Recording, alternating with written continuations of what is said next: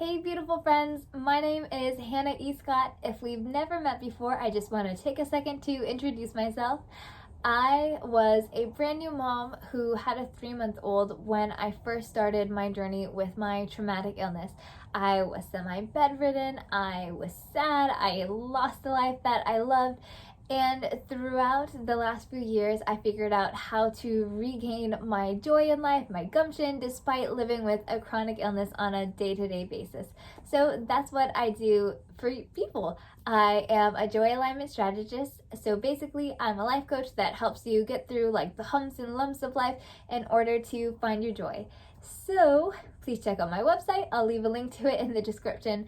But also, if you can relate to this video, or if it helps you or encourages you in any way, please share it with your friends, because I want them to have the same experience as you did during this video and to feel encouraged just like you did.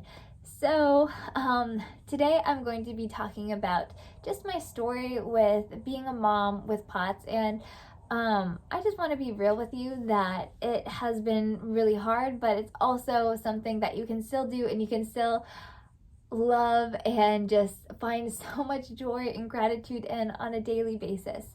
And it doesn't really matter if it's POTS or another chronic illness, like illnesses that leave you bedridden, that leave you uncomfortable, that keep you in your safe place where you don't want to leave your bed or your car or your bathroom.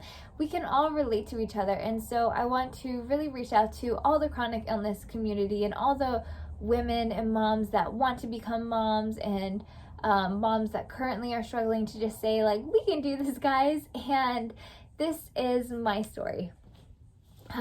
So I was a brand new mom again when I got my chronic illness. My daughter was 3 months. It started out with like pain all over my body. I was in so much pain all the time, and I had like these really sharp pains that started all the way from my head down to my toes. So I was getting like zaps of like really painful shocks. And then I continued on with life and started having pseudo seizures, which are seizures that you're awake for, and then eventually chronic fatigue and all the craziness that goes along with that. And then I started passing out. And so my doctors figured out that my chronic illness, I have a couple, but POTS is my main one that is really concerning when it comes to motherhood, because it's something that is honestly dangerous, kind of, because I can fully pass out, I can have a seizure, and I have a 1-year-old and a 3-year-old. So the biggest struggle that I have found as a mom with a chronic illness is really the fear that goes along with it, because if you're a mom, like, you get this. If you, look at my face in the light. I'm by my window and it's like the sun is bursting in here. But if you're a mom, you totally get it. If you have a child, they're just the best things in the whole world. Like, you will give your life up for this little creature. You love every single bit and piece of them, and you will do anything for this tiny little baby.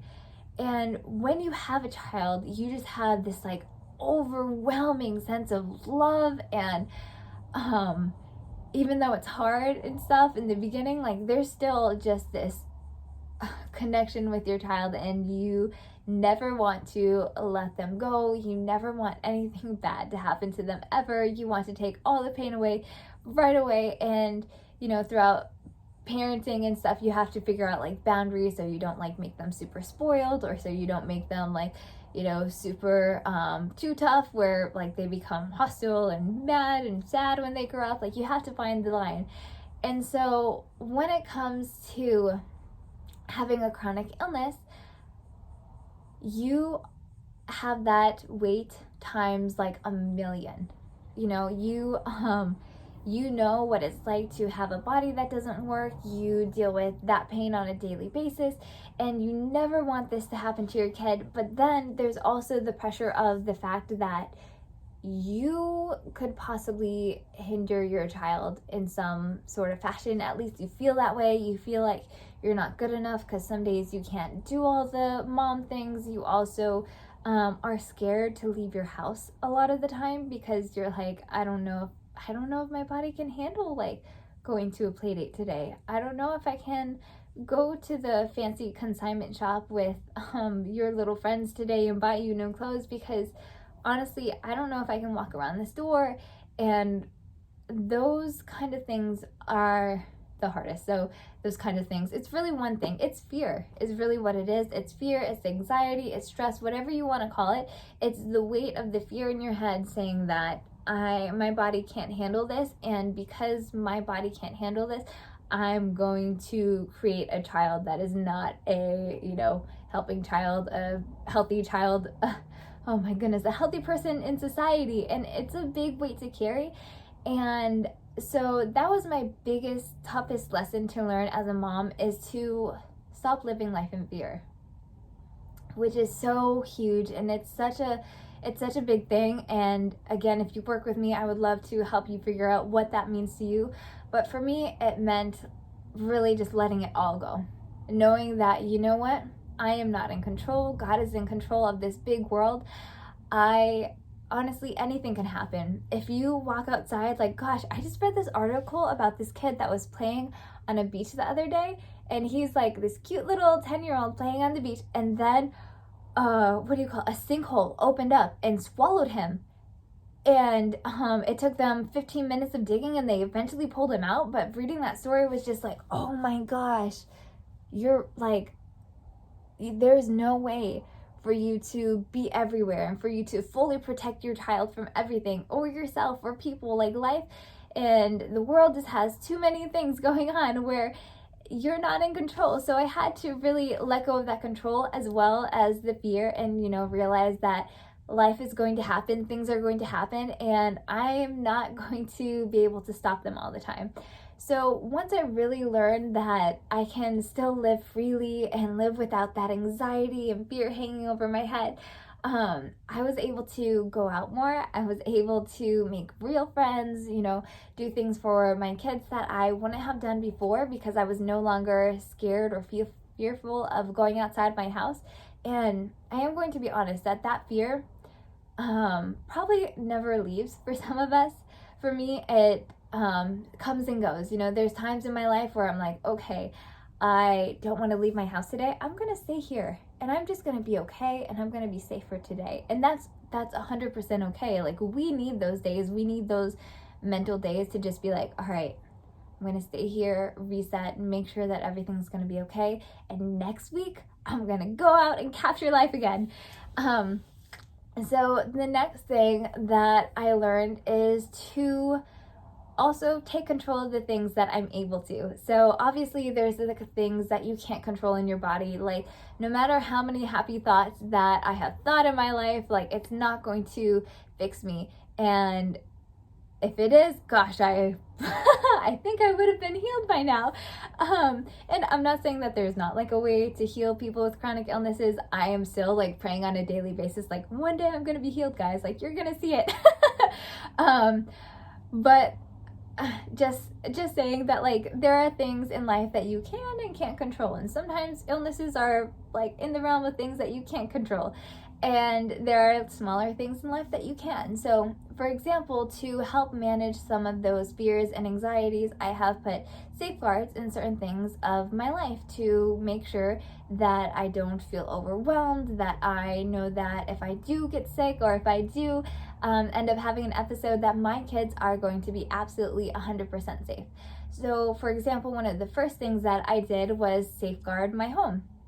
I have a 1-year-old and a 3-year-old. So as you can imagine, life gets kind of crazy. Like, 1-year-olds and 3-year-olds, they are into everything. They climb, they crawl, they spit out food randomly, they scream, they like take toys from each other. Life is so much fun. It really is, like, so much fun.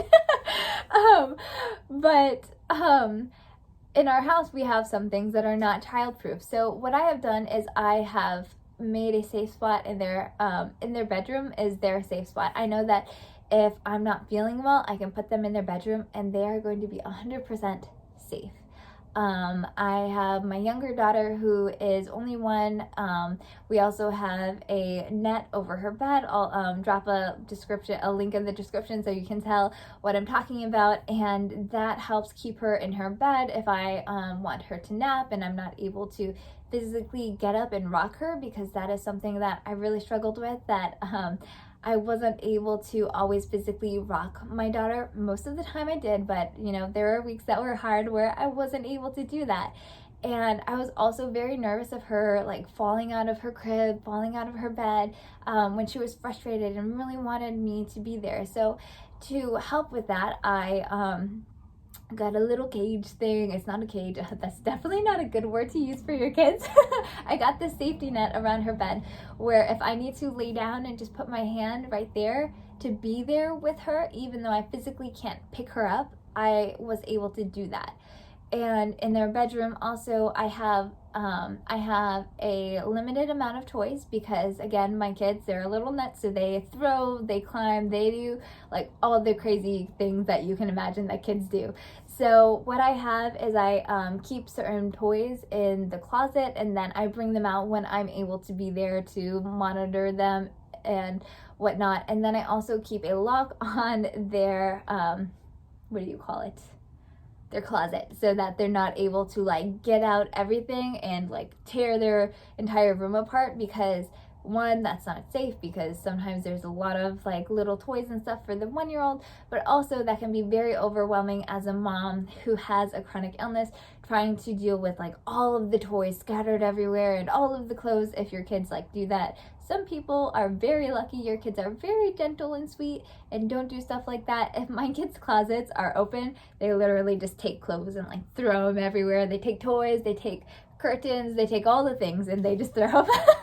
even books. We had paper books in their bedroom, and I ended up having to take them out because they kept ripping all the pages out over and over.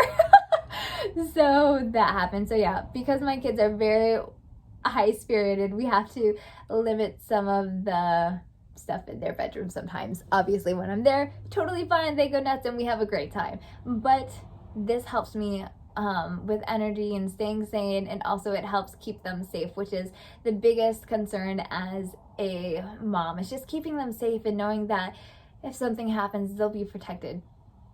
Also, the next thing that has made me feel much safer is teaching my child how to speed dial my husband.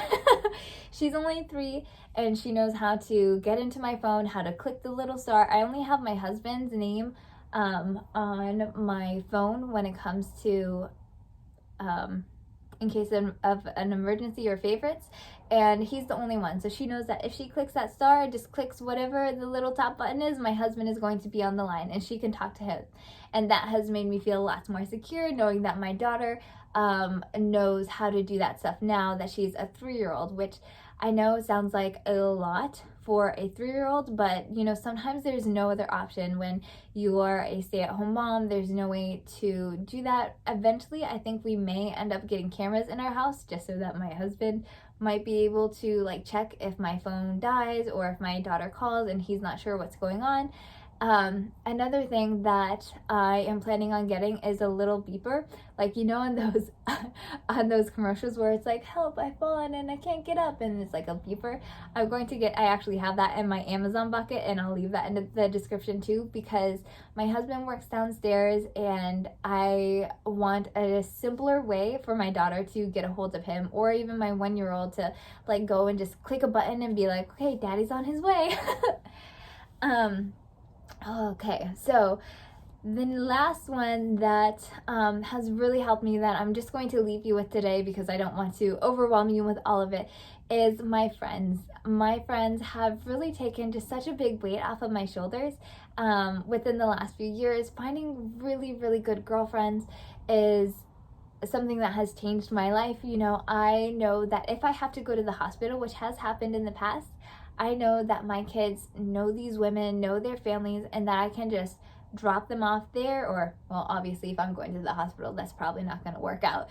But they know that like if I call them and like my kids are screaming, like my friend Amy the other week, I had left my phone upstairs when I went to get groceries, and they had called her, and all she heard is my kids like screaming, and she was on her, like had gotten into her car and was ready to come to my house when I called her back. Well, I texted her back and was like, hey, I'm okay, it's okay, like I'm so sorry I left my phone. But having those kinds of people in your life, just, oh guys, it's just the best thing ever, knowing that like my friend Amy didn't even know that like I was totally fine, but she was willing to just like drop her life at that second and just come to make sure that I was fine. And also, I've had friends that have watched my girls when I've been in the hospital. I've had friends that have come on my really bad days where like I'm just laying there and they'll just kind of play with my kids, like do my dishes, help with my laundry. Oh my, getting teary-eyed, guys. Man, I'm a little like but it really has changed my life.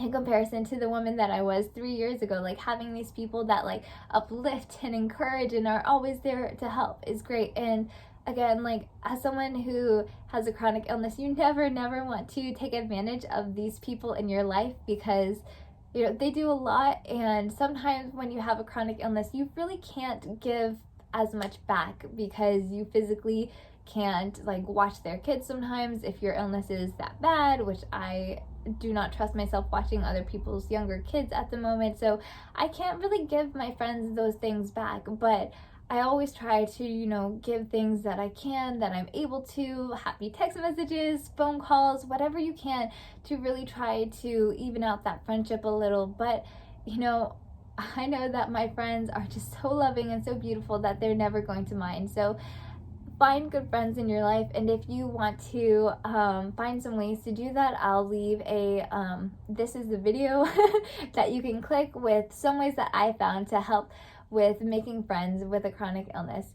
Alright guys, that's all I have for motherhood and POTS, but I also just want to remind you, you know, it can be a struggle, but there are ways to manage it, to make the weight less, and ways to let go of your fears and your anxieties to the point where you really do, you feel like an entirely new person. At least I do. I know I do. I feel like a new person. I feel calm. I feel happy, even though I know that I may faint on the way to the grocery store. I might have to pull my car over and take a few minutes to just hang out. It's okay, and you will survive. All right, I love you guys so much. Bye.